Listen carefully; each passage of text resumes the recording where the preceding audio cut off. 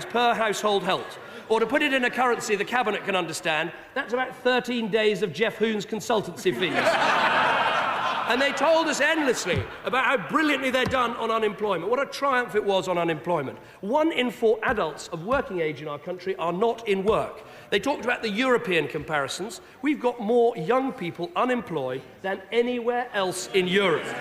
Now, Mr. Deputy Speaker, to be fair to this Prime Minister, there is one forecast he got absolutely spot on.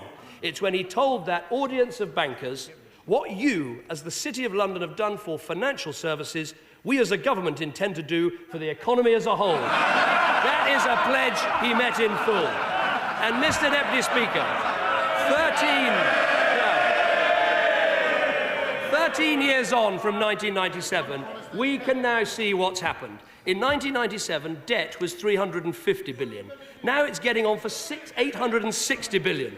In 1997, the deficit was £6 billion. That's what you inherited, a £6 billion deficit. Today, it's £167 billion. In 1997, we were ranked 7th in the world for competitiveness. Now we're 13th. We were 4th in the world for tax and regulation. You want to know what we're going to do? We're going to get back to 4th in the world for tax and regulation. Because I'm glad to see the Honourable Member for Brent North, he slept through the Chancellor's statement and he's woken up for my reply. Do you know where we are today? Labour MP Barry Gardiner is trying to interrupt David Cameron. 4th in the world for tax and regulation, we are now 84th and 86th. We have gone from the top of the Premier League to the bottom of the conference in 13 wasted years. And we say it is time to sack the manager.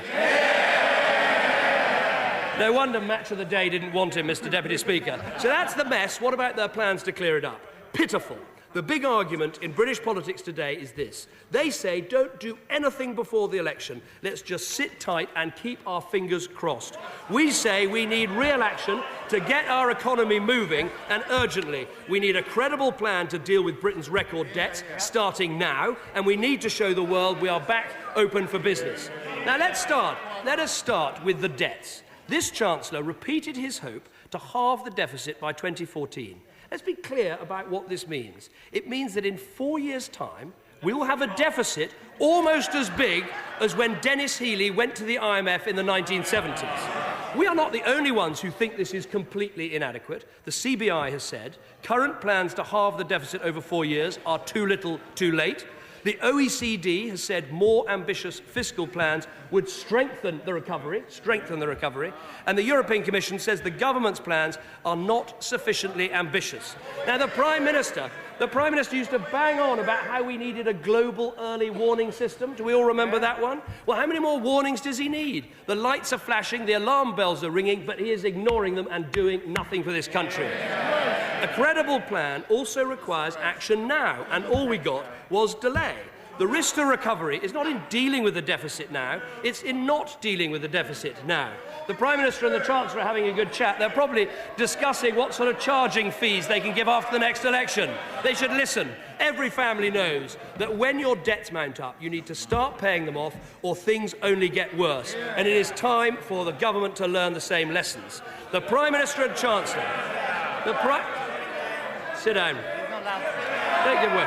Gordon Prentice, Labour MP, was trying to intervene on David Cameron. Faced a choice between bold action in an election year and just playing politics. And once again, they chose politics. This Prime Minister will never get a medal for courage, although it has to be said most of his cabinet get mentioned in dispatches. A credible plan also requires some honesty. And instead, we got double dealing.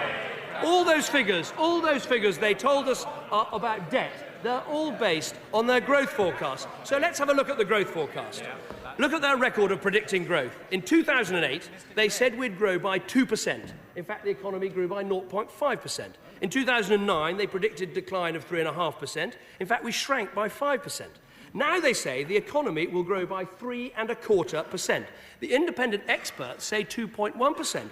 And the Chancellor told us, standing there at the dispatch box, that his forecasts were the same as the Bank of England. They're not.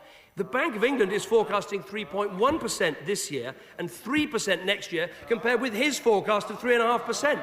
You have to say, the former Chancellor, you used to have to go... You used to have to go through the fine print before you found out rubbish in the budget. This time, the rubbish came straight from the dispatch box. Having given us the lowest decade for growth since the Second World War, they're now predicting one of the highest. They've given us the biggest bust in British history, and now they are forecasting an almost permanent boom. Why on earth should anyone believe what they say anymore? What we need is a proper independent office of budget responsibility that we will set up to set independent forecasts and to keep the Chancellor honest. We also need to get Britain back open for business. And again, this budget completely fails the test. The Chancellor spent half an hour talking about helping business, but the fact is he is raising £19 billion of extra taxes, many of them charged on business. Why? Because they flunked the difficult decisions on spending, and they are raising tax after tax after tax. There's the fuel duty rise, the broadband tax, the new taxes on small businesses. He talked about a cut, but he didn't mention what happens on April the 5th. The revaluation comes in, the end of transitional relief comes in, hitting every small business in the country. And biggest of all, the rise in national insurance, which is a tax on every single job in our country. They want to tax your car, your phone, your business, your jobs. These are the ticking tax bombshells, time to go off after the election, that will destroy our recovery. And instead of more waste, more spending and more taxes, what this budget needed to do is ease the burden on our families and businesses and let enterprise flourish. That's what a Conservative government will bring. Let's freeze the council tax, no tax on jobs for new businesses, lower corporation tax rates and lower small business tax, radical school and welfare reform. That would be real action to get our economy moving. Now, this Prime Minister is going around telling everyone, stick with me, stick with what you know.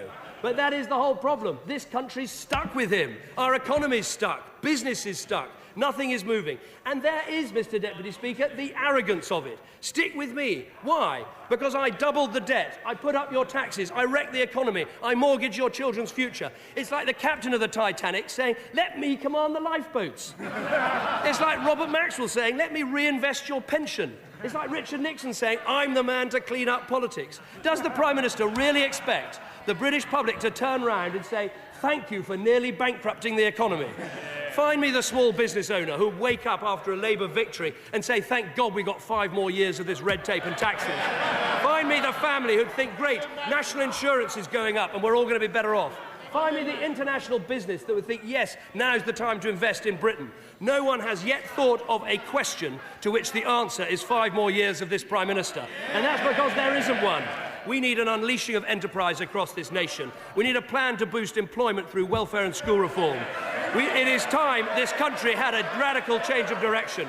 We need a Conservative government to clean up the mess made by this Labour government, to stop another 5 years of debt, of waste, of taxes. Britain doesn't need this Prime Minister and this Chancellor. It needs new energy, new leadership and values to get this country going again. That's the argument we'll take to the country the moment this man runs out of time and calls that election.